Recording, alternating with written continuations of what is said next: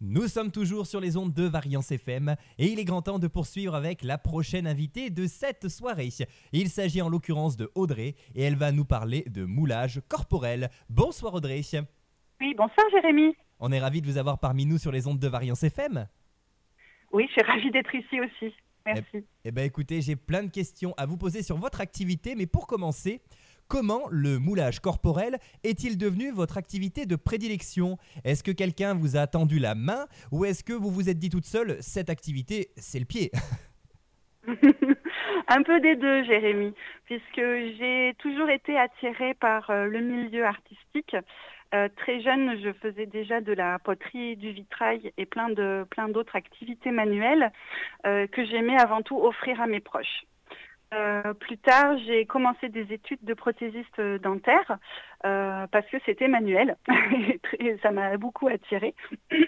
Pardon.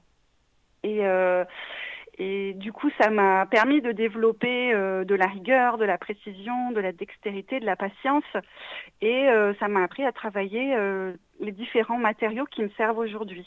Donc le plâtre, la cire, le métal, l'alginate. Et lorsque j'ai eu ma fille il y a à peu près 11 ans, j'ai eu envie d'immortaliser ses petites mains et ses petits pieds. Et je savais qu'il existait des petits kits pour le faire.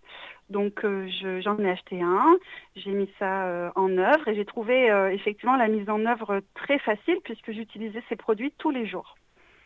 Et donc la graine était semée et elle a mis 5 ans à germer par contre, puisque c'est grâce à une copine qui est thanatopractrice que l'aventure a commencé. À l'époque, l'idée de travailler ensemble pour proposer cette prestation était très tentante, mais je n'ai pas réussi à passer à l'action sur les défunts. Donc je peux juste remercier cette personne de m'avoir permis par contre de développer sur le vivant. Voilà. Ah oui, d'accord, donc elle était thanatopractrice et elle voulait que vous travailliez avec elle sur le corps des défunts. Et je comprends que cette demande ne soit pas forcément facile à accepter. Alors du coup, on va maintenant parler un petit peu des matériaux que vous utilisez. Vous l'avez évoqué tout à l'heure, ce sont sensiblement les mêmes matériaux que vous utilisiez lorsque vous étiez prothésiste dentaire. Alors, peut-on en savoir un petit peu plus justement sur ces matériaux et sur les outils également que vous utilisez lorsque vous faites du moulage? Oui, j'en utilise plusieurs. Le principal est l'alginate. Donc c'est un produit qui est fabriqué à base d'algues et qui me permet de prendre l'empreinte.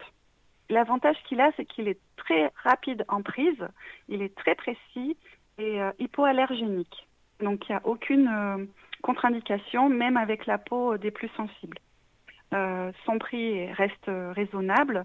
Le seul inconvénient de ce produit, c'est que je peux l'utiliser une seule fois. C'est-à-dire qu'une fois que j'ai pris l'empreinte, je peux la couler une seule fois en plâtre. Ensuite, D'accord. il est possible d'utiliser des silicones pour faire des empreintes, pour faire des moulages corporels. Et les silicones sont beaucoup plus lents à la prise. Donc, sur les bébés, c'est difficile d'utiliser ce produit. Il est très cher et il peut créer des réactions cutanées. Contrairement à l'alginate, celui-ci, on peut le couler plusieurs fois. Donc, si on veut faire des petites séries, c'est possible avec ce produit-là. Mais voilà, encore une fois, il a quand même beaucoup plus d'inconvénients que d'avantages. D'accord. Voilà les deux principaux matériaux pour la prise d'empreinte. Et ensuite, je vais utiliser du coup du plâtre. Et pour le moment, j'utilise que ça. Donc c'est un plâtre de synthèse, qui a une haute résistance, qui est très blanc et très dense. Donc il va vraiment durer dans le temps, il ne va pas jaunir, et c'est pas un plâtre de Paris ou de plâtrier. Voilà. D'accord. Et j'imagine que vous utilisez également quelques outils pour Oui. retailler un petit peu tout ça à la fin. Oh oui, tout à fait. J'ai gardé toutes mes spatules et mes outils de prothésiste dentaire. Donc j'utilise des outils fins, pointus, coupants pour resculpter les endroits qui ont été un petit peu, si l'enfant a un petit peu bougé dans l'empreinte, le moulage ne va pas être parfait et du coup je vais reprendre ces zones un petit peu déformées, abîmées. Il m'arrive aussi d'avoir des bulles, donc soit en positif, soit en négatif. Et à ce compte-là, je vais pouvoir retirer les bulles en positif avec mes outils pointus et boucher les bulles en creux avec un petit peu de plâtre et mes petites spatules. D'accord. Alors, puisqu'il existe différents matériaux, j'imagine qu'il existe également différentes techniques de moulage du coup. Oui, tout à fait. Alors, j'utilise souvent la technique par trempage, c'est-à-dire que je vais préparer mon alginate en quantité suffisante par rapport au modèle que j'ai. Je vais remplir un pot de cette pâte qui va ressembler à une pâte à gâteau pas cuite en fait. Et on va tremper la main dedans. On va la laisser environ 1 minute. Donc pour les bébés, c'est très très rapide, une petite minute, le temps de prise. Et je retire la main doucement. Donc ça, c'est la technique la plus rapide.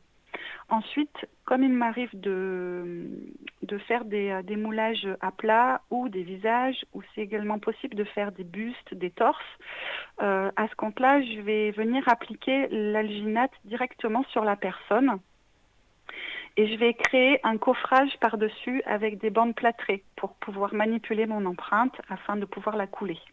D'accord. Voilà. Vous parliez de buste il y a quelques instants. Donc en fait, il est possible de mouler vraiment toutes les parties du corps. Exactement, on peut tout faire. Exactement. D'accord. Et j'imagine que certaines parties sont un petit peu plus difficiles que d'autres. Alors c'est vrai que ce qui va être le plus difficile, ça va être le visage pour garder vraiment le nez opérationnel pour que la personne ne reste pas en apnée 20 minutes. Bien sûr, tout à fait. Ça risque d'être gênant sinon. Oui, oui, complètement, complètement. Donc du coup pour le visage c'est le plus difficile. S'il y a une barbe, des poils, c'est voilà, ça peut compliquer un petit peu la tâche, mais tout est possible et envisageable effectivement. D'accord. Et alors, quel type de public vous demande en général de faire des moulages? Donc je travaille beaucoup avec les jeunes parents qui ont un nouveau-né et qui veulent garder, comme moi à l'époque, le souvenir des toutes petites mains et tout petits pieds de leurs enfants. Et donc des familles également qui viennent faire la fratrie ou la famille complète. Il m'est arrivé de faire dernièrement 7 membres d'une famille. Donc on a pris 6 membres d'un coup, 6 mains. Et on a fait le bébé à part que j'ai pu ajouter à la création. Voilà, D'accord. donc c'est vraiment les familles qui viennent me voir pour ça. D'accord. Et est-ce qu'il vous arrive de rajouter de la couleur ou des éléments de décor à vos moulages, ou est-ce que vous les laissez systématiquement tels quels? Non, alors là je m'adapte complètement à la demande. Ça va vraiment dépendre de ce que les personnes veulent.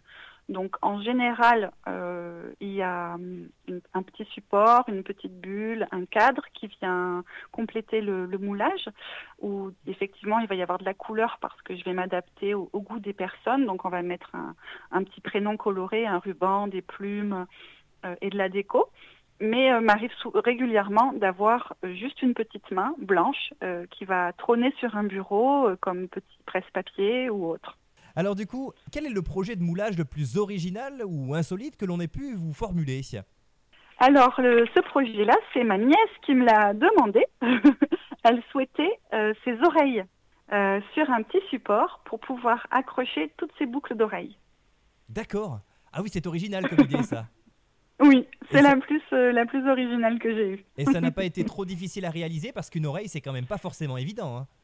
Oui, non, c'est pas facile. Ça revient un peu au même que le visage. Du coup, comme la ginate coule, ça coulait dans le cou, elle en avait dans les cheveux. Heureusement que c'était ma nièce.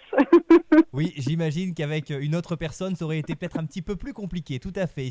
J'aurais été un petit peu plus gênée peut-être, oui. J'imagine. Et alors, en dehors des particuliers, est-ce qu'il vous est déjà arrivé de travailler main dans la main, c'est le cas de le dire, avec des professionnels ou même des associations? J'ai un partenariat avec Clermont en Rose. Je leur ai créé un trophée d'entreprise. Donc il s'agit d'un buste de femme drapée et il est coloré en rose, celui-ci. En fait, je l'ai offert Mon objectif était de l'offrir à l'association afin qu'ils organisent une vente ou une tombola autour de ce buste pour récolter les fonds pour l'association. Mais à l'époque, la présidente n'a pas voulu faire comme ça. Elle a préféré en faire un trophée et pour qu'il circule en fait d'entreprise en entreprise. Donc le principe, c'est lors de la course, l'entreprise qui va monopoliser le plus de salariés va remporter le trophée et le garder 1 an dans l'entreprise. D'accord. Ah bah c'est un projet original pour le coup. Oui, oui, oui. J'ai également travaillé avec une tatoueuse. Donc là, c'était à sa demande, par contre, où je lui ai fait un peu comme un trophée finalement de sa main avec un dermographe, donc un ancien appareil à tatouer. Et voilà, donc ça fait un joli trophée dans son salon de tatouage. Voilà. D'accord, et ben également un très très beau projet auquel vous avez pris part. Eh ben écoutez, Tout à fait. en tout cas Audrey, c'était un plaisir d'échanger avec vous. Avant de vous laisser, j'ai tout de même Oui. une dernière question à vous poser. Où peut-on vous Dites-moi. retrouver? Est-ce que vous avez éventuellement une page Facebook, un site internet, peut-être même des événements qui sont prévus pour les prochains jours? Alors pour les événements, en ce moment, c'est la semaine européenne des métiers d'art. Donc l'atelier est en porte ouverte toute la semaine jusqu'à dimanche soir. Les gens peuvent venir me rencontrer avec plaisir, me poser les questions qu'ils veulent sans aucun souci. Vous pouvez me retrouver sur Instagram, Facebook. Donc sur Instagram, c'est Atelier l'Empreinte. Facebook, ça sera DPDM63, puisque c'était mon ancien nom, des pieds des mains. Et sinon, je n'ai pas d'autres événements de prévus. Peut-être le salon du mariage de Royal l'année prochaine, puisqu'il est passé cette année. Voilà, donc pour le moment, c'est tout. Eh bien écoutez, en tout cas, c'était un plaisir d'échanger avec vous. On vous remercie infiniment pour toutes ces informations sur ce que vous faites. Votre atelier est situé à Riom, c'est ça, si je ne dis pas de bêtises? Tout à fait, je suis au 12 rue Gaumont à Riom. D'accord, bah écoutez, chers amis auditeurs, si vous souhaitez lui rendre visite, vous pouvez le faire à l'occasion de ces journées des métiers d'art. Et puis, bah évidemment, vous pouvez également aller sur les réseaux pour retrouver le travail d'Audrey. On vous souhaite en tout cas une très belle fin de soirée, Audrey, et on vous dit à très bientôt. Vous revenez quand vous voulez. Merci beaucoup, Jérémy, pour votre accueil. Et nous, on va écouter sur Variance FM un morceau qui correspondait parfaitement bien à cette interview, puisqu'il s'agit en l'occurrence de Grégoire avec Ta main.